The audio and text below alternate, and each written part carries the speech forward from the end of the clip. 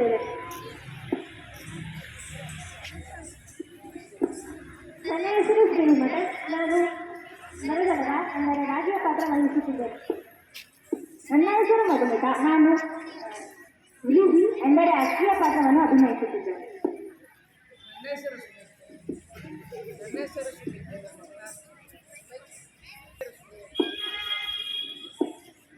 ನನ್ನ ಹೆಸರು ನಾನು ಶ್ರೀರಾಮನ ಪಾತ್ರ ಮಾಡುತ್ತಿದ್ದೇನೆ.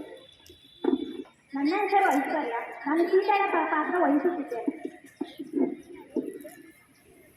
ನನ್ನ ಹೆಸರು ಸಂಜೆ. ನಾನು ಲಕ್ಷ್ಮಣನ ಪಾತ್ರ ಮಾಡುತ್ತಿದ್ದೇನೆ. ನಾನು ಗೌತಮಿಯಲ್ಲಿದ್ದೇನೆ. ನನ್ನ ಹೆಸರು ತರುಣ್ ಕೇಳಿ. ನಾನು ಆಂಜನೇಯನ ಪಾತ್ರ ಮಾಡುತ್ತಿದ್ದೇನೆ. ನನ್ನ ಹೆಸರು ದೈವಿ. ನಾನು ರೈತನ ಪಾತ್ರ ಮಾಡುತ್ತಿದ್ದೇನೆ.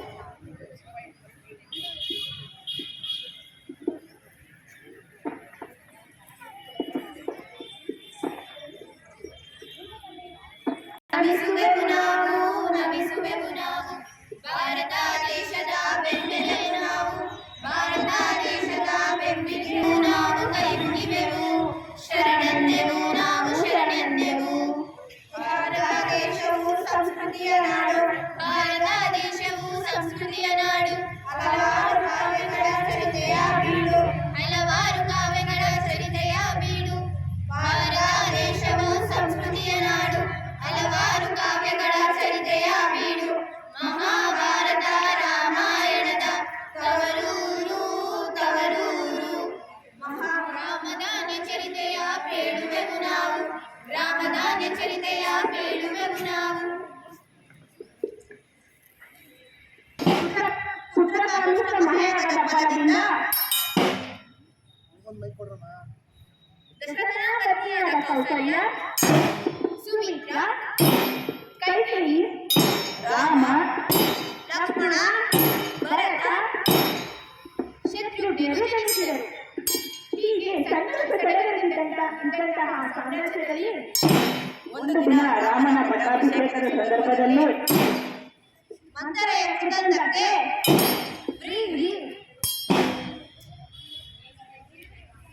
ಶ್ರೀರಾಮಚಂದ್ರನು ವನವಾಸಕ್ಕೆ ಹೋಗುತ್ತಾನೆ. ಅವರ ಹಿಂದೆ ಸೀತಾಲಕ್ಷ್ಮಣರು ಹೊರಡುತ್ತಾರೆ. ಹಿಂದೆ ವನವಾಸದಲ್ಲಿ ನವಧಾನ್ಯಗಳಾದ ನರತಲೆಗ, ವ್ರೀಹಿ, ಗೋಧಿ, ನವಣೆ, ಸಜ್ಜೆ, ಅವರೆ ಉದ್ದು, ಹುರುಳಿ, ಹೆಸರು ಇವುಗಳಲ್ಲಿ ಶ್ರೇಷ್ಠವೆಂದು ಹೇಳುವುದೇ ಈ ನಮ್ಮ ರಾಮಧಾನ್ಯ ಚಿಂತೆ. ರಾಮಧಾನ್ಯ ಚರಿತೆಯ ಬೇಡುವೆವು ನಾವು, ರಾಮಧಾನ್ಯ ಚರಿತೆಯ ಬೇಡುವೆವು ನಾವು. ದೃಶ್ಯಗಳನ್ನು ತೋರಿಸುತ್ತಾ ಋಷಿಗಳ ಸಂದೇಶವನ್ನು ಪಡೆದು ಆಶೀರ್ವಾದಗಳನ್ನು ಪಡೆದು ಮುಂದುವರೆಯುತ್ತಾರೆ. ಗೌತಮಿಯ ಆಶ್ರಮದಲ್ಲಿ ಸಕ್ಕರೆ, ಬೆಲ್ಲ, ಜೇನುತುಪ್ಪದ ರಸಾಯನಗಳನ್ನು ತಯಾರಿಸುತ್ತಾರೆ ಹಾಗೂ ವಿವಿಧ ಧಾನ್ಯಗಳಿಂದ ತಯಾರಿಸಿರುವ ಭಕ್ಷ್ಯಗಳ ಸಮರಾಧನೆಯಾಗುತ್ತದೆ. ಈ ಭಕ್ಷ್ಯಗಳ ರುಚಿ ಮತ್ತು ತಾರತಮ್ಯದ ಬಗ್ಗೆ ಮಾತುಕತೆಯಾಗುತ್ತದೆ. ಈ ಆಶ್ರಮಕ್ಕೆ ಸ್ವಾಗತಗಳು. ಗೌತಮ ಮುನಿಯವರಿಗೆ ನಮ್ಮ ಪರಿವಾರ ಸೌಖ್ಯವೇ? ನಾವೆಲ್ಲವೂ ಸೌಖ್ಯವಾಗಿದ್ದೀವಿ. ನಿಮ್ಮ ಆಗಮಕ್ಕೆ ಕಾಯುತ್ತಿದ್ದ ಸಕ್ಕರೆ, ಬೆಲ್ಲ, ಜೇನುತುಪ್ಪಗಳಿಂದ ಮಾಡಿರುವ ರಸಾಯನಗಳು ಮತ್ತೆ ವಿವಿಧ ರೀತಿಯ ಭೋಜನಗಳು ನಿಮಗಾಗಿ ಸಿದ್ಧವಾಯಿತು. ಸ್ವೀಕರಿಸಬೇಕು. ಪ್ರಭು ಪ್ರಭು ತಡವೇಕೆ ಬನ್ನಿ, ನಾವು ಸಿದ್ಧವಾಗಿದೆ. ಒಂದು ಕೈ ನೋಡೇ ಬಿಡೋಣ. ಹನುಮ ಬಾಳ ಬರದಿಂದ ಕಾಯುತ್ತಿದ್ದಾನೆ. ಬನ್ನಿ ಎಲ್ಲರೂ ಕೂಡಿ ಭಕ್ಷ್ಯ ಭೋಜನಗಳನ್ನು ಸ್ವೀಕರಿಸೋಣ. ಭೋಜನಗಳನ್ನು ಸ್ವೀಕರಿಸಿ ಸಂಭಾಷಣೆಗೆ ಮುಂದಾಗುತ್ತಾರೆ.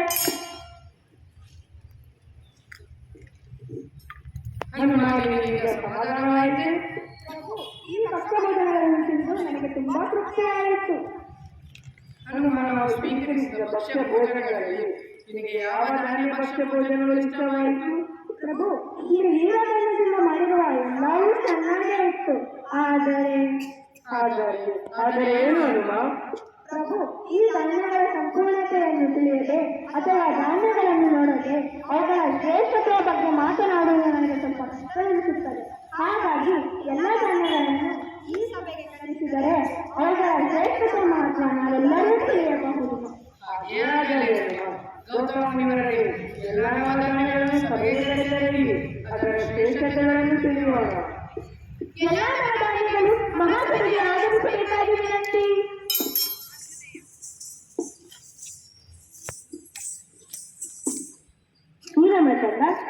ಬಯಸಿದಾಗೆ ಎಲ್ಲ ನವಧಾನ್ಯಗಳನ್ನು ತರಿಸಿದ್ದೆ. ಹನುಮ ಇವರ ಸ್ವರೂಪವನ್ನು ನೋಡಿ ಈಗ ಯಾರು ಶ್ರೇಷ್ಠರೆಂದು ತಿಳಿಸಬಹುದೇ? ಆಗಲಿ ಪ್ರಭು.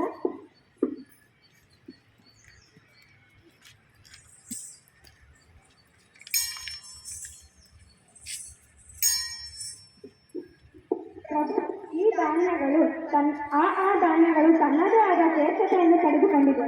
ಹಾಗಾಗಿ ಅವುಗಳ ಶ್ರೇಷ್ಠತೆಯ ಬಗ್ಗೆ ಮಾತನಾಡುವುದು ನನಗೆ ಸ್ವಲ್ಪ ಕಷ್ಟವೆನಿಸುತ್ತಿದೆ. ಹಾಗಾಗಿ ತಾವೇ ಅವುಗಳ ಶ್ರೇಷ್ಠತೆಯ ಮಹತ್ವ ತಿಳಿಸಬೇಕು.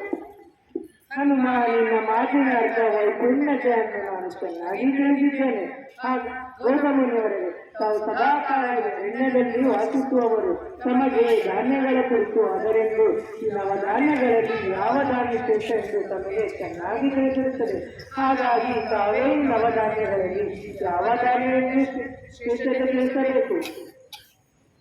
ಹಾಗೆಯೇ ನನಗೆ ಈ ನವಧಾನ್ಯಗಳಲ್ಲಿ ಬೋರನು, ಶ್ರೇಷ್ಠನು, ಬಲಿಷ್ಠನು ಮತ್ತು ಬಡವ ಬಲ್ಲಿದ ಎಂಬ ಭೇದ ಇಲ್ಲದೆ ಸತ್ಕರಿಸುವವನು ಅವನೇ ನೆಲದಲಗ. ಗೌತಮ ಮುನಿಗಳೇ, ನೀವು ತಪ್ಪು ನಿರ್ಣಯ ತೆಗೆದಿದ್ದೀರಿ. ಸಾವಿರಾರು ಧಾನ್ಯಗಳಿರುವ ಈ ಮಹಾಸಭೆಯಲ್ಲಿ ಈ ನೆರಳಗನೇ ಶ್ರೇಷ್ಠನೆಂದಿದ್ದೀರಿ. ಶ್ರೇಷ್ಠರಲ್ಲಿ ಶ್ರೇಷ್ಠನಾದ ನಾನಿರುವಾಗ ಈ ನೆರದಲಗನ ಶ್ರೇಷ್ಠನೇ? ಎಳವ ನೆರದಲಗನೆ, ನೀನು ನನಗೆ ಸಮಾನವೇ? ಪರಿಮಳಯುತವಾದ ಚಂದದ ಭೋಜನಗಳಲ್ಲಿ ನಿನ್ನನ್ನು ಬಳಸುವರೆ?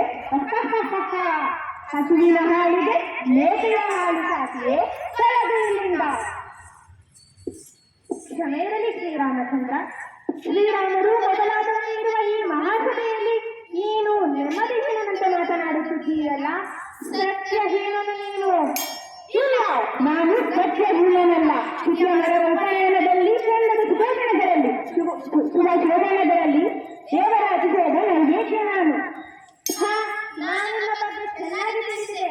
ನಿನಗೆ ಬಡವರನ್ನು ಕಂಡರೆ ಅಸಹ್ಯ, ಅದೇ ಶ್ರೀಮಂತರನ್ನು ಕಂಡರೆ ಉಪೇಕ್ಷೆ. ಮತ್ತು ನೀನು ಬಳಿಸಲೆನಿಸಿಕೊಳ್ಳುತ್ತೀಯೋ? ಗುರುವಿನ ಸುಭೋಜನಗಳಲ್ಲಿ ಮಂತ್ರಾಕ್ಷತೆಯಲ್ಲಿ ಅಷ್ಟೇ ಏಕೆ, ದೇವರ ಪೂಜೆಯಲ್ಲೂ ನನ್ನನ್ನು ಉಪಯೋಗಿಸುತ್ತಾರಲ್ಲ. ಎತ್ತ ಬಾಣತಿಯರಿಗೆ ಪಥ್ಯ ನೀನು, ಎಣದ ಬಾಯಿಗೆ ಹಾಕೋ ಅಕ್ಕಿ ಕಾಳು ನೀನು, ಎಂಬ ಕಾಗೆಗಳಿಗೆ ಕೊಡುವ ಪಿಂಡವೂ ನೀನಲ್ಲವೇ? ಪ್ರಪಂಚದಲ್ಲಿರುವ ರಾಜರು ಮಹಾರಾಜರು ನಿನ್ನನ್ನು ನಿರಾಕರಿಸುತ್ತಾರಲ್ಲ, ಅದಕ್ಕೇನು ಹೇಳುತ್ತೀರಾ? ಪ್ರಪಂಚದಲ್ಲಿ ಮಳೆ ಬರದಿದ್ದಾಗ ಎಲ್ಲರ ಹಸಿವನ್ನು ನೀಗಿಸುವವನು ನಾನು. ನೀನು ಮತ್ತು ಇತರ ತಾಯಿಗಳು ಎಲ್ಲರಿಗೂ ಮೂರ್ಖ. ನಮ್ಮಿಬ್ಬರಲ್ಲಿ ಯಾರು ಶ್ರೇಷ್ಠರು ಯಾರು ಕಲಿಸರು ಎಂದು ನೋಡಿಯೇ ಬಿಡೋಣ. ನನಗೂ ಒಪ್ಪಿಗೆ ಇದೆ.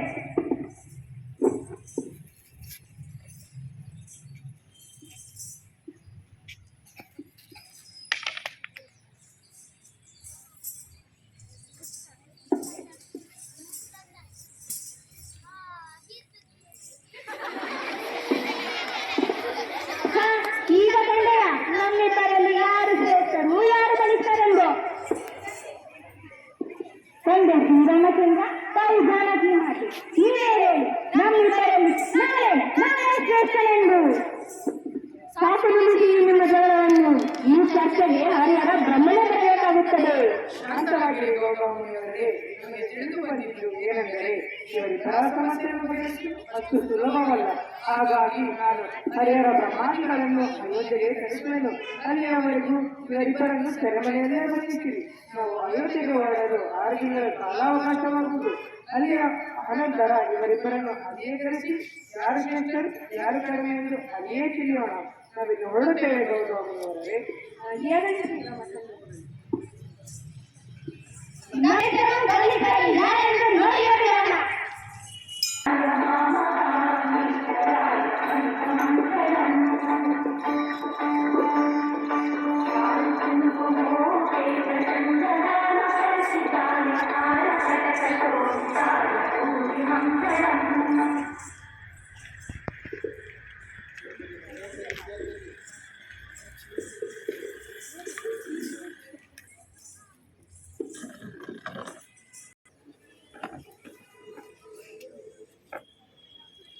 ದಶರಥನ ಪುತ್ರನಾದ ಶ್ರೀರಾಮಚಂದ್ರನಿಗೆ ಈ ಎಲ್ಲರ ಮುಂದೆ ಈ ರಾಜದ ಸಾರ್ವಭೌಮನಾಗಿ ನೇಮಿಸಲಾಗುತ್ತಿದೆ.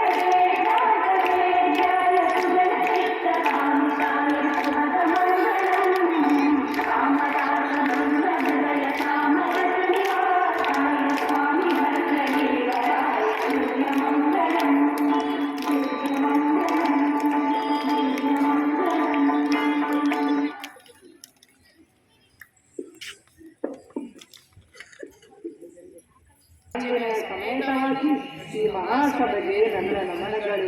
ಬಿಸಿಲು ನೀರು, ಗಾಳಿ ನೀರು, ಬಿಸಿಲು ನೆರಳು, ಬೆಳಕು ಕತ್ತಲು ಎಲ್ಲರಿಗೂ ಸಮಾನವೇ. ಈ ಸಮಾನತೆಯ ಸಾಕ್ಷಿಗಾಗಿ ಧರ್ಮವೇ ದೈವವೆಂದು ಪಾಲಿಸಿ ಈ ರಾಜ್ಯವನ್ನು ಬಾಳಿಸುತ್ತೇನೆ ಎಂದು ಪ್ರತಿಜ್ಞೆ ಮಾಡುತ್ತಿದ್ದೇನೆ.